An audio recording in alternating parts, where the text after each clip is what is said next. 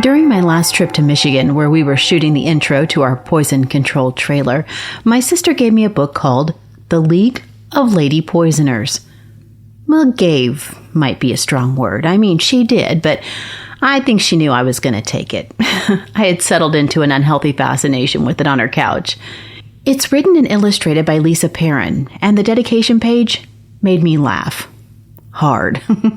It reads, "For my parents who really hoped my first book would be a nice children's picture book."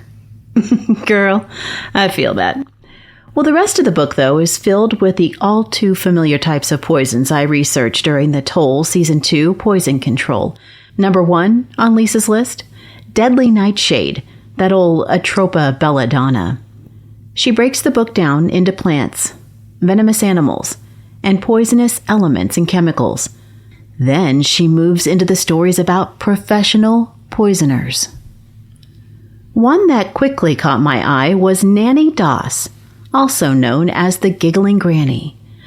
Lisa Perrin writes, "Nanny Doss loved love. When we're in love, our brains release lots of dopamine, the feel-good hormone. When that chemical dissipated, Nanny would introduce another chemical into the mix. Arsenic." This wasn't the first time I've heard of Nanny Doss. Retired Seattle homicide detective Cloyd Steiger, who has helped me along this podcast journey, sent me her story a few years ago with the message, "Sound familiar?" Nanny Doss was born out of wedlock in 1905 and had a terrible childhood after her mom married a troubled man and had more kids.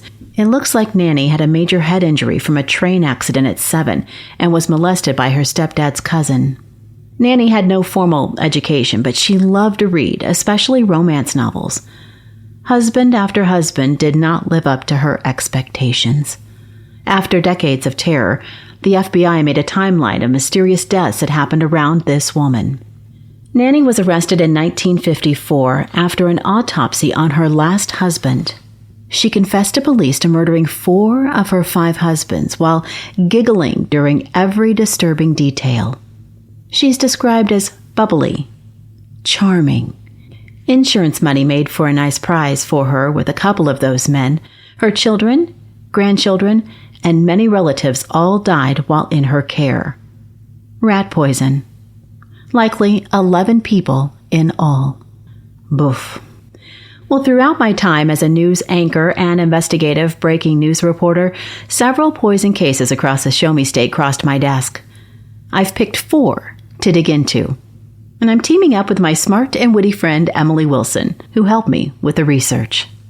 Case number 1 we're covering, a woman named Sarah Sheffer, a teacher in Jefferson City, Missouri.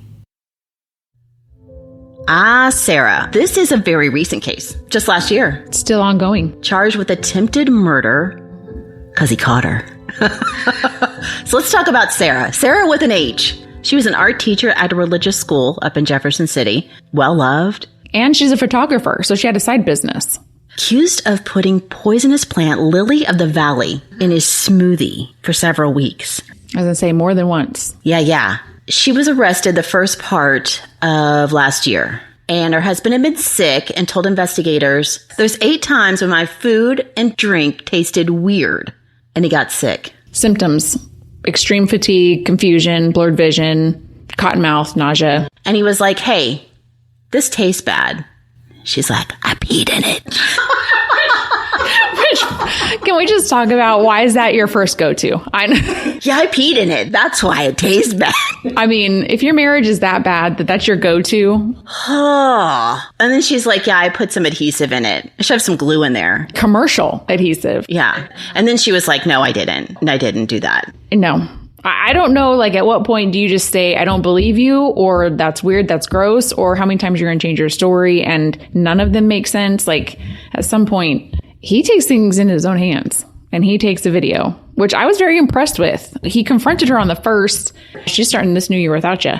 And then doesn't catch her until the 16th. So that means he'd been recording her for at least a couple of weeks, just waiting to be poisoned. It's a root. She was grinding it up in a bowl to put into his smoothie. Still confronted her, then hid it in the back of the fridge, called the cops. Oh, that's why it was in the fridge. He put it in the fridge. He hid it. Lily of the Valley. I looked it up. Please don't go through my search, police. You can buy it anywhere. It's just a plant. It's got little bells, little flower bells. You can buy it anywhere. Hide it in your garden. Whoa.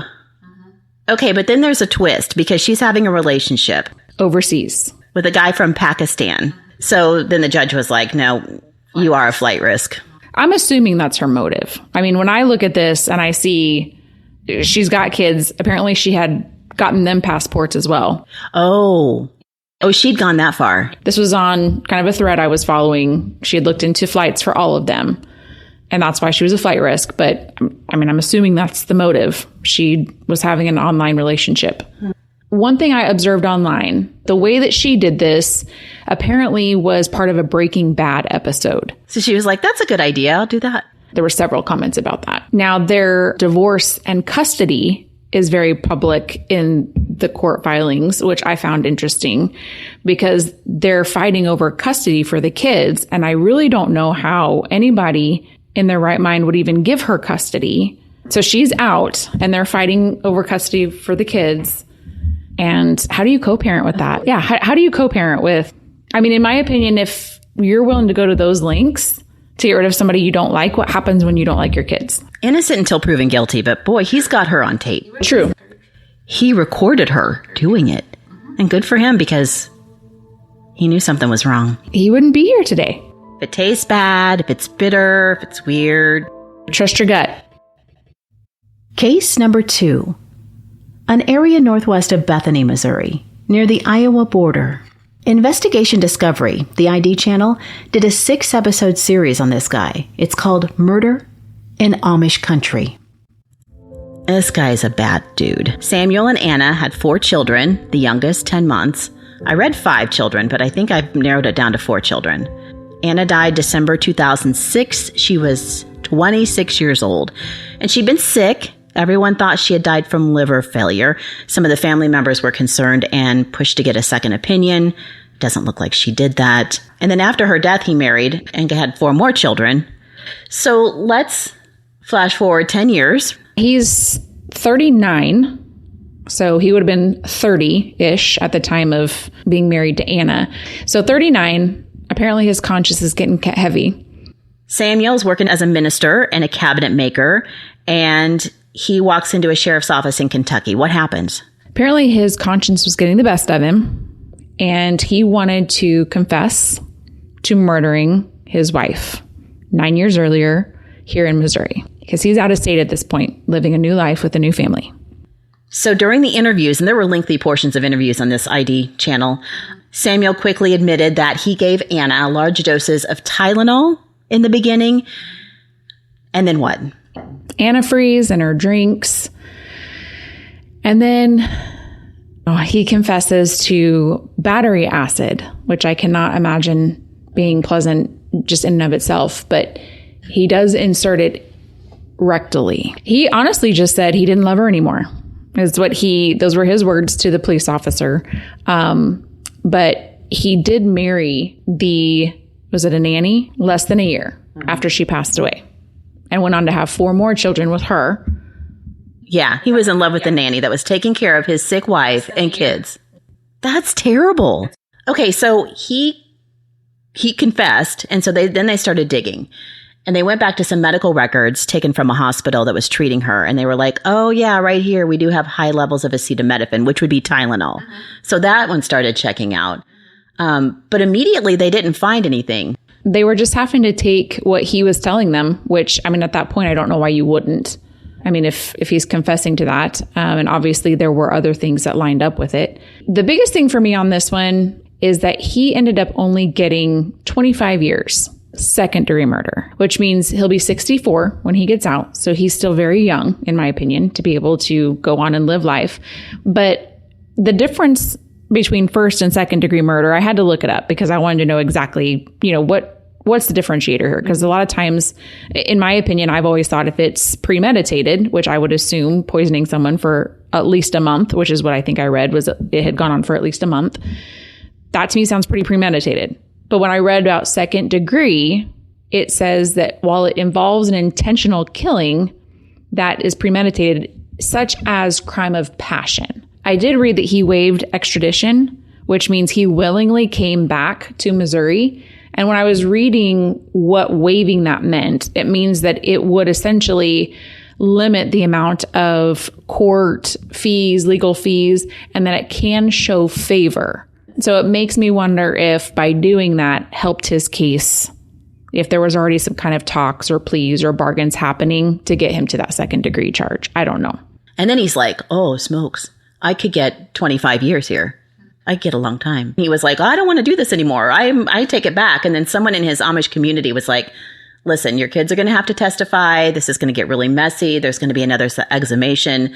And then he was like, okay, yeah. And that's probably when they cut the deal. Well, and I just can't imagine someone coming in 9 years later to clear their conscience about it and then all of a sudden being like, oh, never mind. I mean, it wasn't like they came questioning him and then he was saying I was coerced into saying that. I mean, you willingly came in to tell us this story. You can't really take that back. It's awful. 26. She was a baby. Poor Anna. Well, his final quote here was, the devil had me all wrapped up. ID Channel did 6 episodes called Murder in Amish Country, if you want to check it out. Case number 3 is out of Winona, Missouri, the southern portion of the state.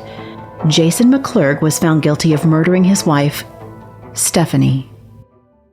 She died in May of 2014, 32, and I read she'd just given birth to their baby boy less than 2 months earlier. I read that in the appeals court records. Yes. He got life, found guilty of first-degree murder. He had been looking up overdose information online. Police found that. Court records say it didn't work the first time, so he tried again, putting prescription drugs in her Kool-Aid. Back-to-back days, by the way. So several people in her life were suspicious of her death, and they were coming forward saying Jason was having an affair.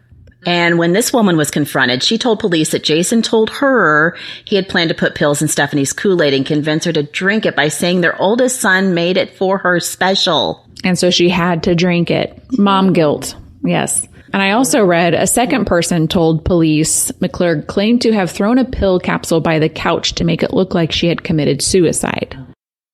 So he was trying to stage the scene. So this was prescription drugs. That's why he was able to try and make it look like a suicide. His prescription, too. Yes. Not hers. Cyclobenzaprine, muscle relaxer, and there was one other one. It was a high blood pressure medication, I believe. So out of the appeals court papers, I found this. It said an incident occurred on the day before the victim's death in which the defendant told the victim to consume an entire water bottle. Their son had supposedly mixed it for her, is what they were saying. The victim went limp and became very pale and unresponsive. She recovered and returned home with the defendant. He told his mistress the plan did not work and had only caused the victim to have a seizure, but that he would likely try again. Defendant called victim's mother the next day to say that the victim had been dead for quite a while. Now, the other thing that I found interesting is he appeals this, obviously, and states that she had previous suicide attempts. So he's still fighting his innocence in all of this. He waited too long and was not able to have those appeals go through because of statute of limitations. In addition to his first-degree murder charge, he also got charged for 3 additional years because he escaped from prison. During a 4th of July outing with other inmates, enjoying the fireworks, he ran away. He snuck off. He was gone for 2 days before they caught him again back near his home. A little bonus before we head into case number 4. Gypsy Rose Blanchard. I mentioned her in Season 2, Poison Control, as part of the Munchausen by proxy theory. You know her. She's everywhere. And as I told you in the series, that happened where I live, Springfield, Missouri. Gypsy convinced a mentally challenged man from Wisconsin to kill her mom. And Gypsy's out of prison. She got married, divorced, had a baby. She's made a living off appearances on shows, social media, and writing a couple of books. Several people have been digging into all of her stories she's told since the murder and uncovering more untruths every day. There's so many records all over. There's a ton on Reddit. It's been a wild ride to watch play out. And to find out Gypsy really was sick as a child? Whew. Manipulation was their world, both mother and daughter. I had interactions with Gypsy because of the radio station where I worked.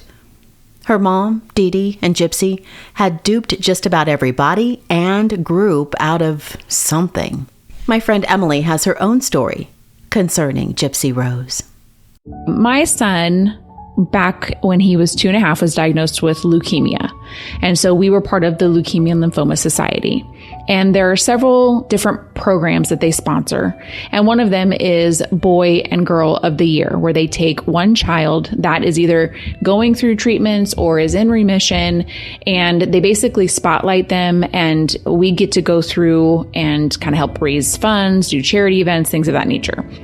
And I would say, I think it was 2007, 2008, my son, Carson, was selected to be the Boy of the Year.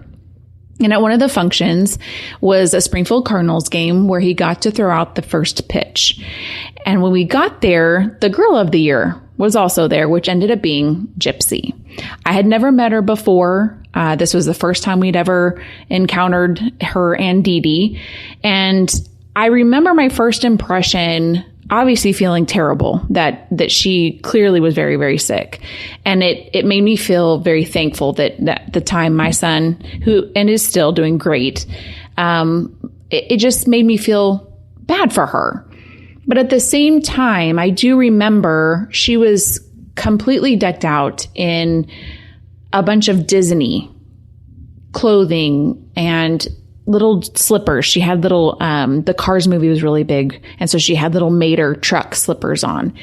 And I just remember thinking, she feels a bit old to still be having all of these Disney themed shirts and blankets and stuffed animals. And it made me wonder, is there something else developmentally that wasn't also happening? But at the time, obviously, I'm not going to ask any questions like that, right? I'm just going to be thankful that we're there, that they're there. And it just struck me as odd. I remember that just not sitting right. But again, we briefly took some pictures together. We were all out there on the field. Both kids got to throw the first pitch. Talked to her very briefly. She sounded very, very young and sweet, but something just didn't quite connect. Did you have any interactions with Dee Dee, the mom? I didn't. Dee Dee was actually kind of butterflying around a little bit with a lot of the other people that were there kind of running the show. She acted like maybe she already knew them. And so I did not have interactions with Dee Dee. When that hit the news? Instant recognition.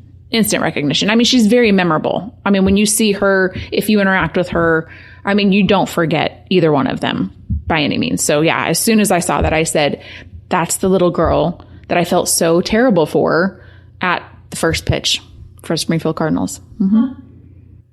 We all had interactions with her. She was everywhere. And the last case we're going to cover was national news.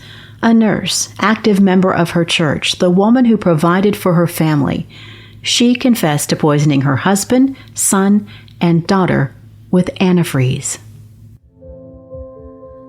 When I was working in news, I remember this story quite well. I did get most of this information from the Springfield News Leader, and ABC did a 2020 special where they went and talked to Diane Stouty, thought to be this perfect family, and she was a clinical supervisor. Mark, her husband, stayed at home with the kids. He played in a blues band, right? Mm-hmm, he did. Mark and Diane had 4 children. April 2012, police were called to a home in Springfield. Mark was found dead, and court papers say Diane told them he'd been feeling weak, had not been sleeping well, and that he'd had seizures that day, but that he didn't want to go to the hospital, so she didn't call for help. She didn't call 911. Police did note dried blood around his mouth. It was labeled by the medical examiner, prior medical issues. Unhealthy lifestyle. They believe that he died of a stroke or a heart attack or just in his sleep. So Diane writes in Facebook, "Let not your hearts be troubled. Believe in God. Believe also in me." That's bizarre. Right? And then you realize what's happened, and it's really telling. So one of his friends at the time said at the memorial she was more concerned about everybody being happy and being a perfect host. No tears, no real grief, just a big party. 3 months later, what happens? They sold the old house, moved into a new house. Then, 2 months after that, their son Sean was found dead after having flu-like symptoms. Also, a ring of blood found around his mouth.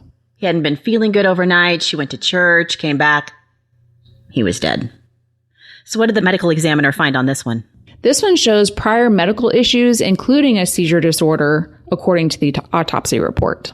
147 days after Mark died. So she seemed to favor her daughter Rachel over Sarah. Like Facebook posts were more about Rachel, less about Sarah. And then she wrote on Facebook that she was asking for prayers because Sarah was in ICU. Yeah, her and Rachel both took Sarah to the ICU together for a brain bleed and organ failure. Although I will say it says here that the doctors did begin to suspect poisoning for Sarah. So they were kind of tuning in a little bit there. Simultaneously, they were also tipped off by her pastor. Her pastor did not believe that the 2 previous deaths were accident. And when he heard that Sarah was in the ICU, he did call the police and raise concerns, which did cause another autopsy to be done of Sean. A doctor said he thought Sarah had been poisoned because other tests were negative. And then, as you were saying, samples from Sean's body were tested and they came up positive. So here's what we found in Poison Control Season 2. You have to test for the specific thing. Yes, it doesn't just present itself naturally. It's so hard. So once they tested for ethylene glycol, which is antifreeze, it came back positive. Diane gave herself up pretty quick, it looked like. She did. In an interrogation tape, she did admit to using antifreeze to poison her family members by putting it into her children's Coca-Cola and her husband's Gatorade. Yeah, so over 3 days, she said she put it in Mark's Gatorade. She said she hated his guts. She'd had enough. Okay, and then the son. That hurt, reading that. As a mom, yeah, as a mom, that one I struggled with. He was autistic. She stated, Sean would be interfering with whatever I would do. He was more than a bother. He was a pest. I'd noticed as well, I think one of the most damning pieces of evidence, which I'm always still blown away with how much people journal and how much people admit to things in writing. But they found Rachel, her favorite daughter's journal, which also alluded to her helping. She pled guilty to second-degree murder as part of a plea deal in exchange for testifying against her mother. She received 2 life terms. It's because she helped plan it. She helped research it. She helped do the whole thing. And they put it in Sarah's Coke, and Diane said it's because she had a bunch of student loans out, wouldn't get a job, and she was fed up with her. She just was bitter all the way around. She really was. She was very bitter.